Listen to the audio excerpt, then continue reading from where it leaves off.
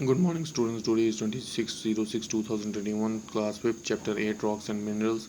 इसमें हमने rocks के बारे में पढ़ा था. Today we will read further igneous rocks. You know that deep down inside the earth it is still very very hot. The very hot substance inside the earth is called magma. In a volcano, the magma pours out in a molten stream. The molten magma, when cools and solidifies, forms a rock. Such rocks which are formed from very hot magma are called igneous rocks. Igneous means fire formed.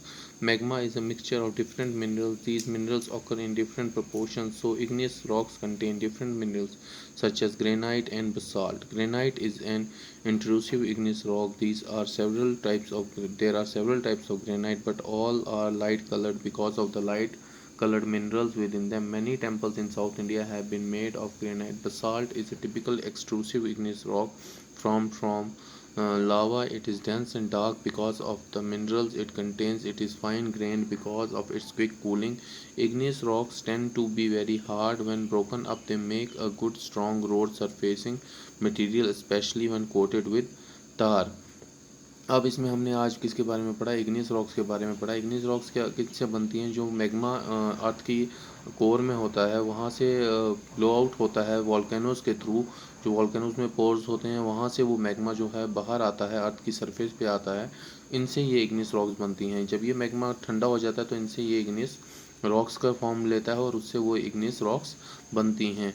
Ignis का मतलब होता है fire formed, क्योंकि ये fire से hot मैग्मन मॉल्टन magma जो होता है उससे बनती है, इसलिए इसको इग्निस रॉक्स बोलते हैं. इग्निस रॉक्स जो होती हैं दो किस्म की होती हैं, ग्रेनाइट और बेसाल्ट. ग्रेनाइट जो होता है वो इंट्रूसिव इग्निस रॉक्स होती हैं, काफ़ी हार्ड होती हैं, लाइट कलर्ड होती हैं और इन्हें साउथ इंडिया में काफ़ी मंदिरों को बनाने में इस्तेमाल किया गया है. बसाल्ट जो है एक्सक्लूसिव इग्निशियल रॉक्स है.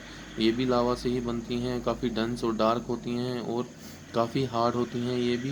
और क्विक कूलिंग एजेंट की वजह से इनको ना रोड बनाने में आपने देखा होगा, छोटे छोटे जब हम रोड को बनाते हैं तो वो पत्थर का यूज़ करते हैं, तो उन्हीं को जो है बसाल्ट कहते हैं. और इससे जब तार के साथ तो ये बहुत अच्छी रोड सरफेसिंग बनाती है. Sedimentary rocks. Igneous rocks are slowly broken down by wind, rain and water in due course. They crumble into tiny bits.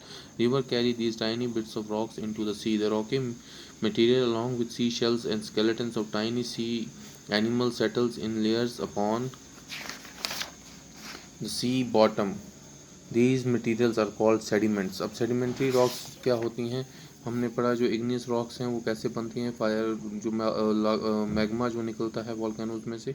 अब इन्हीं इग्नियस रॉक्स जब ये टूटती हैं, स्लोली ब्रोकन डाउन होती हैं विंड रेन और वाटर से, और ड्यू कोर्स ऑफ टाइम के बाद छोटे छोटे बिट्स में कन्वर्ट हो जाती हैं. रिवर्स इन बिट्स को, रॉक्स को, मटेरियल को जो है सी शेल्स और स्केलेटन्स के साथ मिलाकर जो है स्टोन्स को क्रिएट करता है, लेयर्स पे लेयर्स बनाकर. उन्हीं को सेडिमेंट्री रॉक्स बोलते हैं. सेडिमेंट्री का मतलब ही होता है सेडिमेंट्स. Thank you.